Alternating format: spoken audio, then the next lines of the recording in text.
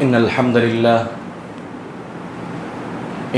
لله نحمده ونستعينه ونؤمن به ونتوكل عليه ونعوذ بالله من شرور أنفسنا ومن سيئات أعمالنا من يهده الله فلا مضل له ومن يضلله فلا هادي له ونشهد أن لا إله إلا الله ونشهد أن محمدا عبده ورسوله أما بعد فإن خير الحديث كتاب الله وخير الهدي هدي محمد صلى الله عليه وسلم وشر الأمور محدثاتها وكل محدثة بدعة وكل بدعة ضلالة وكل ضلالة في النار فأعوذ بالله من الشيطان الرجيم بسم الله الرحمن الرحيم يا أيها الناس اتقوا ربكم الذي خلقكم من نفس واحدة وخلق منها زوجها وبث منهما رجالا كثيرا ونساء واتقوا الله الذي تساءلون به والأرحام إن الله كان عليكم رقيبا يا أيها الذين آمنوا اتقوا الله حق تقاته ولا تموتن إلا وأنتم مسلمون يا أيها الذين آمنوا اتقوا الله وقولوا قولا سديدا يصلح لكم أعمالكم ويغفر لكم ذنوبكم ومن يطع الله ورسوله فقد فاز فوزا عظيما وقال تعالى في موضع آخر يوم تبيض وجوه وتسود وجوه فأما الذين اسودت وجوههم أكفرتم بعد إيمانكم فذوقوا العذاب بما كنتم تكفرون وأما الذين ابيضت وجوههم ففي رحمة الله هم فيها خالدون. تمام تعریفیں، بڑائی، بزرگی، کبریائی اس اللہ رب العالمین کے لیے لائق اور زیب ہیں. محترم حضرات، آپ کے سامنے چند اہم باتیں بتانی ہیں جو کہ ان اہم باتوں کی طرف تمہیں اور مجھے بھی متوجہ ہونی ہے. میرے بھائیوں، بزرگوں، دوستوں اور ماؤں بہنوں، میں نے آپ کے سامنے سورۃ آل عمران کی آیت تلاوت کی جس میں اللہ تبارک و تعالی دو گروہ کا دو جماعتوں کا اللہ تعالی ذکر کر رہا ہے. کل قیامت کے دن ان کی کیا حالت ہوگی اللہ تعالی ذکر کرتے ہیں. دیکھیے، اللہ تعالیٰ فرماتے ہیں یوم تبیض وجوہ وتسود وجوہ. کل قیامت کے دن بعض لوگوں کے چہرے روشن ہوں گے، بعض لوگوں کے چہرے سیاہ ہوں گے، بعض لوگوں کے چہرے سیاہ ہوں گے، بعض لوگوں کے چہرے روشن رہیں گے، بعض لوگوں کے چہروں میں رونق رہے گی، روشن رہے گی، اور بعض لوگوں کے چہروں میں سیاہ چھائی ہوئی ہوگی. تو اللہ تبارک و تعالیٰ کہتے ہیں فَأَمَّا الَّذِينَ اسْوَدَّتْ وُجُوهُهُمْ، جن لوگوں کے چہرے میں سیاہ چھائی ہوگی، رونق نہیں ہوگی، روشن نہیں ہوں گے وہ چہرے اکفرتم بعد ایمانکم، ایمان لانے کے بعد کفر کیا. جو دین نبی کریم صلی اللہ علیہ وسلم نے صحابہ تک پہنچایا، ساری دنیا کو دیا، صحابہ نے اس دین کو لے کر پوری طرح سے من وعن A to Z جیسے دیے ویسا عمل کیا. اس کے بعد تابعین، تابعین، تمام لوگوں نے جیسا دین آیا ویسا عمل کیا. تو ان لوگوں کے چہرے کل قیامت کے دن روشن ہوں گے، اور ان کی جو پیروی کرتا ہے اس دنیا میں، جیسا دین نبی کریم صلی اللہ علیہ وسلم نے لا کر دیا، خالص دین، اوریجنل دین، پیور دین، آج جو کوئی بھی اس کو لے کر عمل کرے گا کل ان کی حالت بھی ہوگی کہ کل قیامت کے دن کے چہرے بھی روشن ہوں گے. روشن ہوں گے کا مطلب کیا ہے؟ خوش ان کے چہرے روشن ہونے کا مطلب مفسرین کہتے ہیں کہ وہ خوشی میں ہوں گے، کسی چیز کی غم نہیں ہوگی، بس اللہ کو دیکھنے کی خواہش ہوگی، نعمتیں حاصل کرنے کی خواہش ہوگی، اللہ تعالی ہمیں جنت دے گا، دل میں ایک خواہش ہوگی. جن لوگوں کے چہرے سیاہ ہوں گے ان لوگوں کو اللہ کے عذاب کا ڈر ہوگا، چہرے اترے ہوئے ہوں گے. دوسرے الفاظ میں کہوں چہرے اترے ہوئے ہوں گے. تو یہ کون لوگ ہیں جس دین کو نبی کریم صلی اللہ علیہ وسلم نے لا کر پہنچایا اس میں ملاوٹ کیا, اپنے طرف سے, بڑے لوگوں کی طرف سے, سرداروں کی طرف سے, ہمارے باوا دادا کرلے کو تھے بول بول کر دین میں ملاوٹ کر کے بدعات کو لا کر ٹھوس کر بدعات کو ایجاد کر کے یہ بھی نبی کریم صلی اللہ علیہ وسلم نے لایا بول کر آپ صلی اللہ علیہ وسلم پر الزام ڈال کے جن لوگوں نے عمل کیا ان لوگوں کے چہرے اترے ہوئے ہوں گے, جہنم کے عذاب کے مستحق ہوں گے, اللہ کے غصے کے مستحق ہوں گے ایسے لوگ. اللہ تعالیٰ کہتے ہیں اکفرتم بعد ایمانکم, ایمان لے آنے کے بعد تم کفر کرتے ہو, فذوقوا العذاب بما کنتم تکفرون, تم نے کفر کیا نا, چکو عذاب, اس کا عذاب چکو. تمہارے پاس رسول آیا, کتابیں آئی, علماء آئے, حدیث آئی, اللہ کی باتیں آئیں, لیکن تمہیں کیا پڑے, تمہارا سروکار کس سے تھا؟ ہمارے بڑے لوگ, ہمارے باپ دادا, ہمارے انو, ہمارے پیر, ہمارے ولی. نہیں, ایسے جو ایسی پیروی کریں گے ان لوگوں کے لیے اللہ تعالیٰ کہتے ہیں فذوقوا العذاب بما کنتم تکفرون.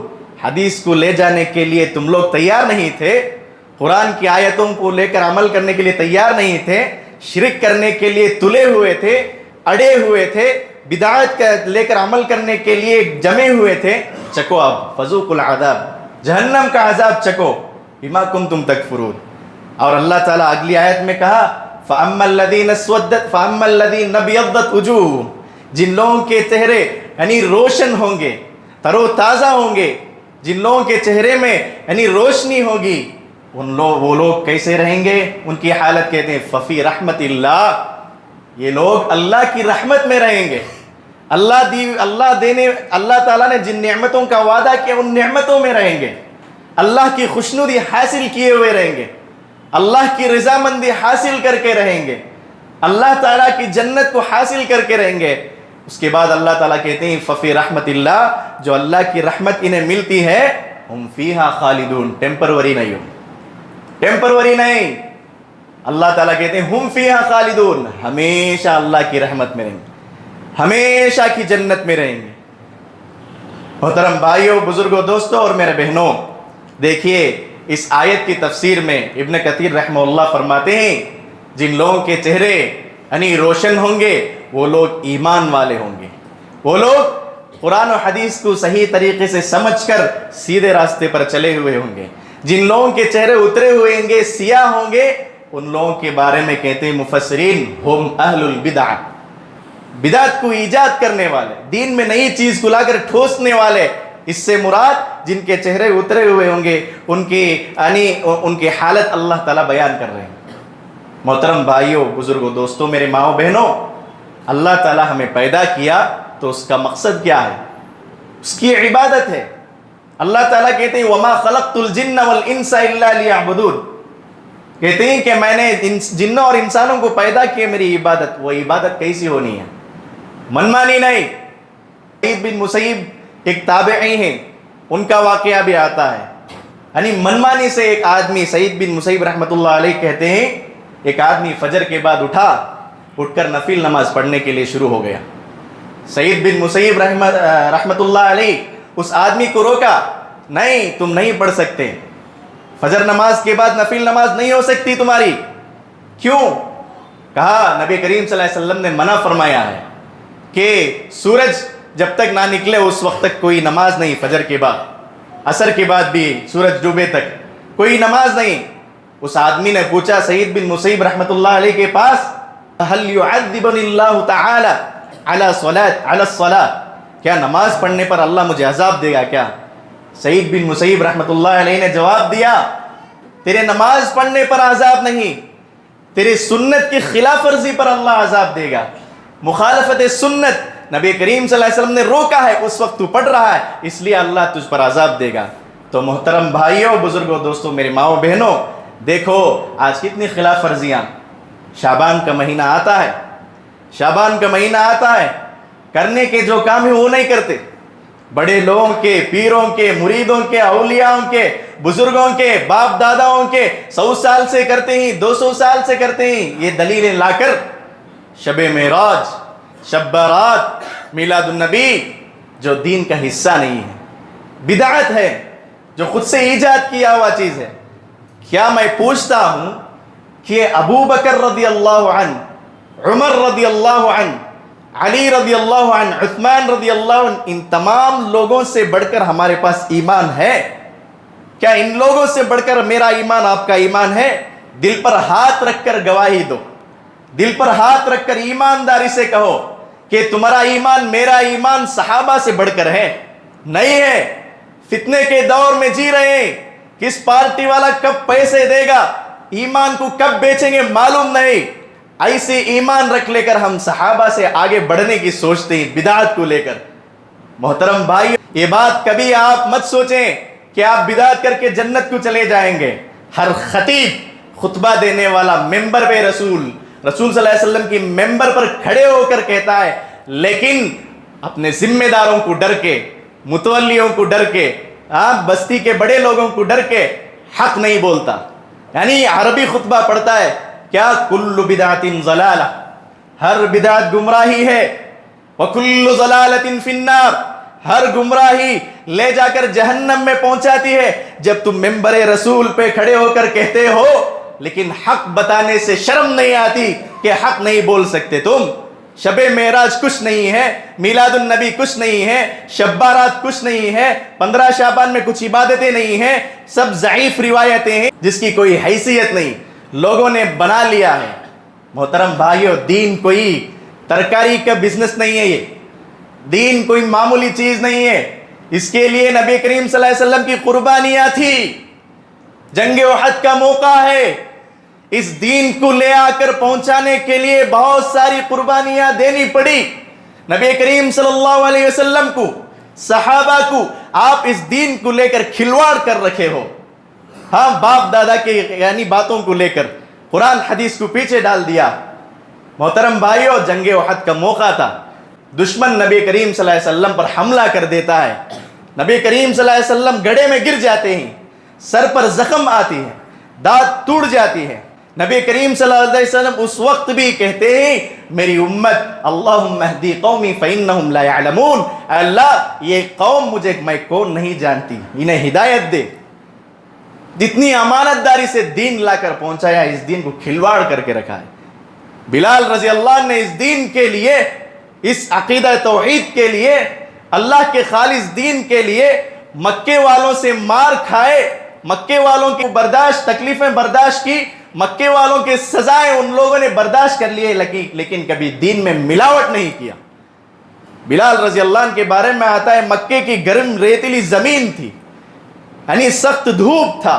اس وقت ان کو لٹایا جاتا ہے، کپڑے اتار کر لٹایا جاتا ہے، پیٹ پر پتھر رکھا جاتا ہے، کہا جاتا ہے کہ 2 خدا بولو، 2 خدا بولو، اللہ کے ساتھ شریک کرو. بلال رضی اللہ عنہ کہتے ہیں کہ جس طرح انہوں نے مجھے تکلیف دیا، لٹا کر میرے پیٹ کے اوپر پتھر رکھا، یعنی گرم ریتیلی زمین اتنی گرم تھی، میرا پیٹ کا چمڑا پگھل گیا. لیکن بلال رضی اللہ عنہ نے کبھی یہ نہیں کہا میں 2 خدا مان لیتا ہوں، کہا احد احد، یعنی جان بھی چلے جائے ایک ہی خدا ہے، ایک ہی اللہ ہے، میں کسی کو شریک نہیں کروں گا، جان چلے جائے شرک نہیں کروں گا. ایسا دین ہمارے پاس آیا. آج بدعت کو لا کر، خرافات، بدعت، شرک، تمام چیزوں کو ملا کر، ملاوٹ کر کے دین کو کھلواڑ بنا کر رکھ دیا ہے. محترم بھائیو، دیکھو شعبان کا مہینہ آتا ہے تو 15ویں شعبان کو عید کا دن نہیں ہے، 15ویں شعبان کی عید کا دن نہیں ہے. بعض لوگوں کو لگیں گا انہیں کہا کہ نیا بات بولنے کو ہے، ہمیں ہمارے باوا سب بھی کر لے کوچ ہی 100 سال سے، اب آ کو انہیں عید نہیں کر بولیا تو ہو جائیں گا کی ہو جائیں گا. میں میری بات، میرے باپ کی بات، میرے خاندان کی بات نہیں کہتا ہوں، میرے خاندان کی کتاب سے نہیں لایا ہوں، میرے والد کی کتاب سے نہیں لایا ہوں، میرے گھر کی کتاب سے نہیں لایا ہوں. یہ بات میرے رسول جو اس دنیا کے لیے ہادی، یعنی سیدھا راستہ دکھانے والے بنا کر بھیجا، ان کی بات کہہ رہا ہوں.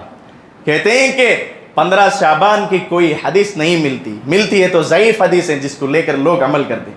محترم بھائیوں، بزرگوں، دوستو، شعبان کا مہینہ آتا ہے تو نبی کریم صلی اللہ علیہ وسلم کے چند چیزیں معمولات ہیں، چند عمل ہیں، وہ کرنا ہے، بدعت نہیں۔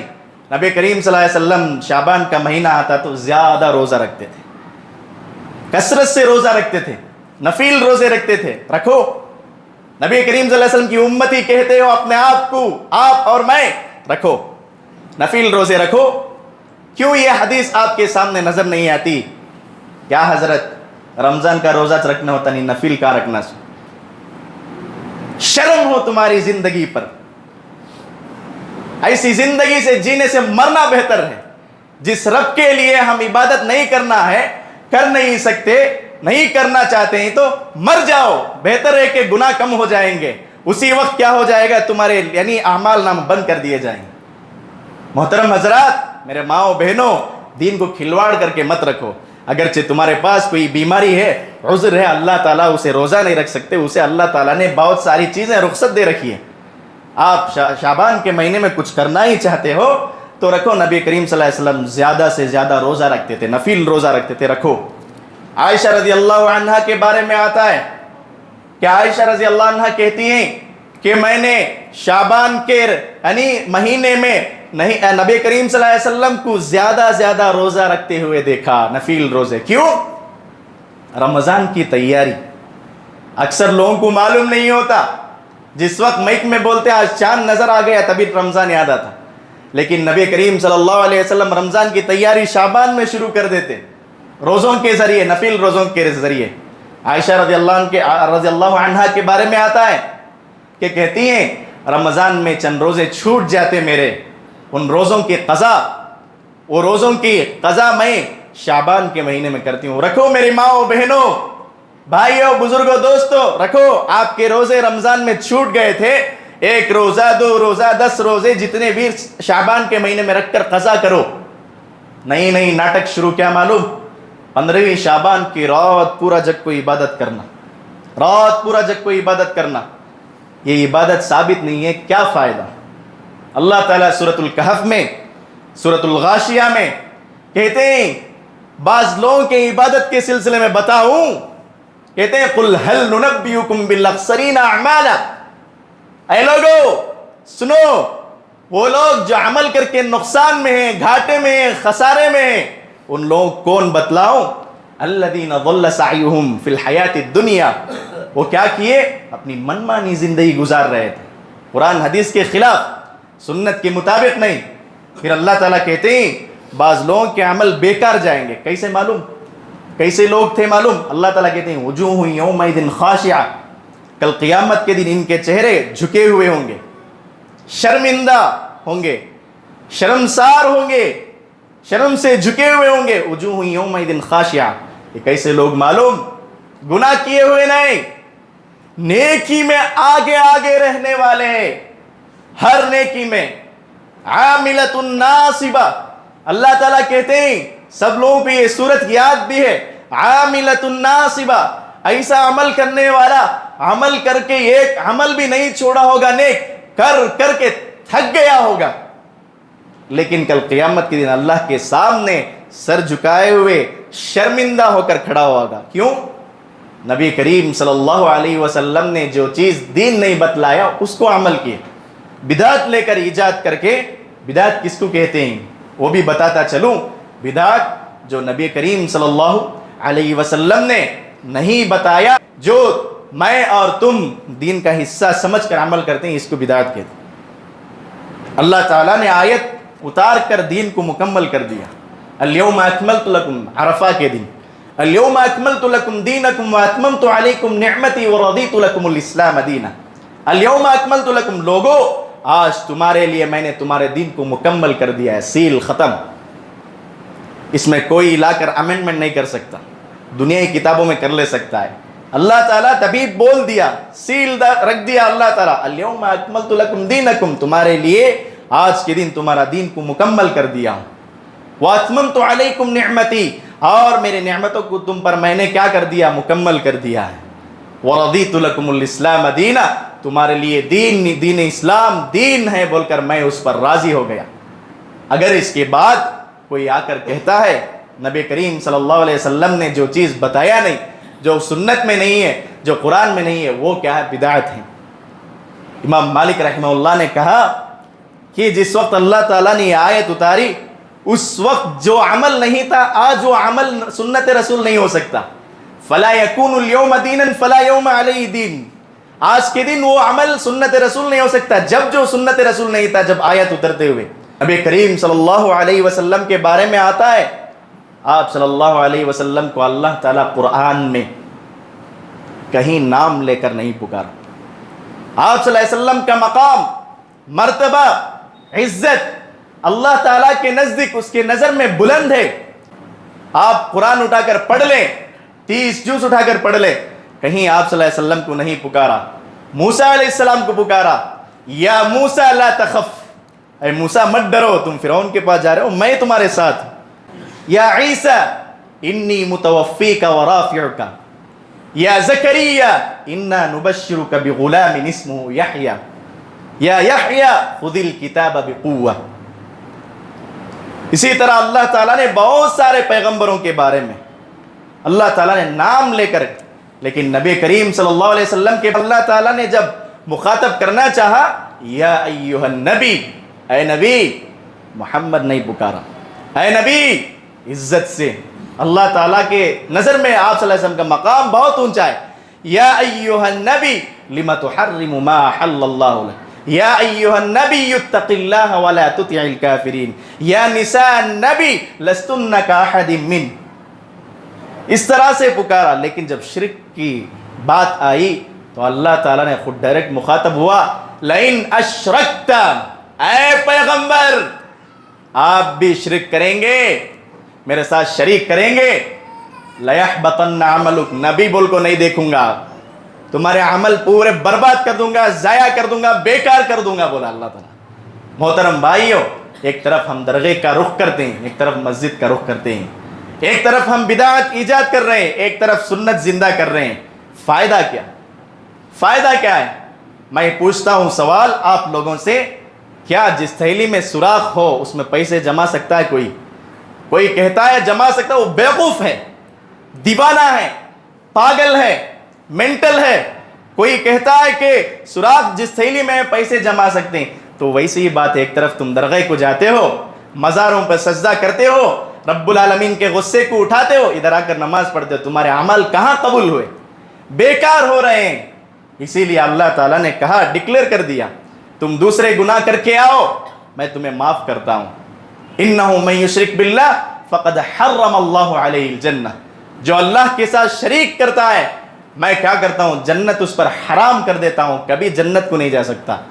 زنا کیا ہوگا، گناہ کیا ہوگا، شرک نہیں کیا ہوگا، اللہ تعالیٰ اس کو عذاب دے گا، سزا دے گا، پھر جنت میں بھیجے گا۔ شرک کر کے، درگاہ کو جا کر، تعویذہ مان کر، بدعت کر کے اگر مرتا ہے تو کبھی اسے جنت نصیب نہیں ہوگی، جنت کی خوشبو تک نہیں سن سکتا۔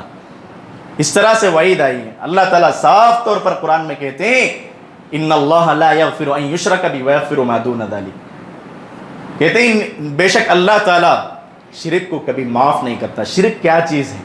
پورے مولوی صاحب ہم بولتے، پورے حضرت ہم بولتے، شرک شرک کرو نہ کو، شریک کرو نہ کو، ہم نہ کہاں سمجھ میں آیا تمہیں بولتا ہوں سنو۔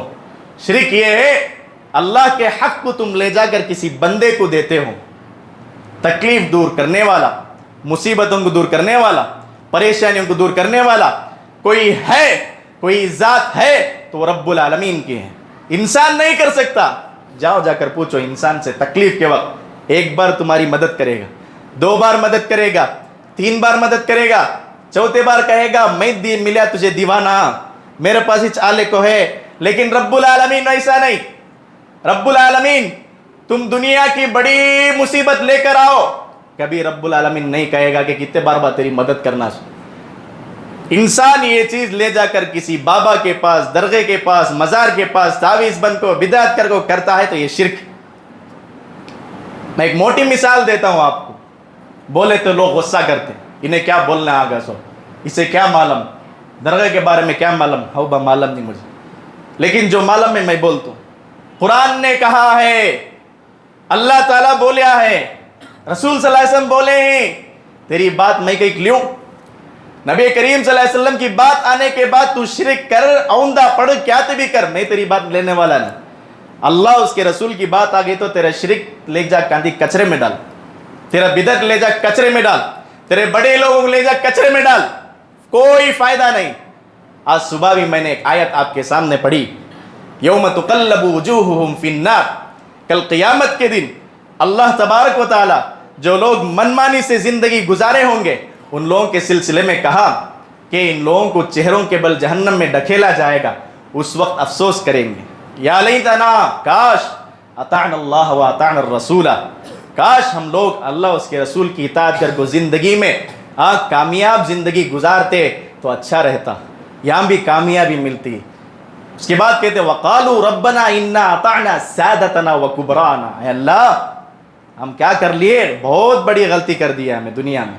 قرآن آیا ہمارے پاس، تیری آیتیں آئی، رسول صلی اللہ علیہ وسلم کی احادیث آئی، اس کو سب بھی اٹھا دل کو انا اطعنا سادتنا وکبرانا، ہمارے بڑے لوگوں کو، ہمارے یعنی باپ دادا کو ہم کیا کریں، فالو کر لیے، ان کی اطاعت کر لیے. اس کے بعد کیا ہوا، وہاں ان کو اللہ تعالیٰ جہنم کا عذاب دے دیا. پھر جن لوگوں کو فالو کیے نہیں ان لوگوں کے واسطے انہوں دعا کرتی ہوں، کیا دعا، بد دعا، انا اطعنا سادتنا وکبرانا فضلنا سبیلا ربنا آتہم ضعفین من العذاب، اللہ ہم نے ایک عذاب دیتا بولے تو ان کو ڈبل عذاب دے. کئی بولے تو گمراہ ہوئے، جہنم کو جانے کے سبب یہ لوگ آج بنے سو. تو محترم بھائیو، دین کوئی معمولی چیز نہیں ہے، جو چیز قرآن و حدیث کے مطابق ہے اس کو عمل کرنا ہے. تو آخر میں ایک بات کہہ کر اپنی بات ختم کروں گا. دیکھو شرک ایک ایسی چیز ہے اللہ تعالیٰ کبھی معاف نہیں کرتا. کیوں؟ ان الشرک لظلم عظیم کہا اللہ تعالیٰ، بے شک شرک بہت بڑا ظلم ہے. موٹی مثال دیتا ہوں، کچھ لوگوں کو اس مثال سے اعتراض ہوگا لیکن ماننا پڑے گا. مثال کیا ہے، اللہ تعالیٰ چھوٹے موٹے گناہ کرتا ہے تو معاف کر دیتا ہے، جب شریک کرتے ہیں تو معاف کیوں نہیں کرتا؟ ایک بیوی ہے اور اس کا شوہر ہے، بیوی شوہر کی بات نہیں مانتی، کچھ سستی کرتی ہے، کچھ قائلی کرتی ہے، شوہر کیا کرتا ہے، ایڈجسٹ کر لے کر زندگی گزار لیتا، کبھی گالیاں دیتا، کبھی کچھ بک دیتا. لیکن کہو وہ شوہر کی غیر موجودگی میں بیوی کسی اور کے ساتھ ہو، کسی اور کو شوہر بنا لے تو کیا وہ شوہر خاموش رہے گا؟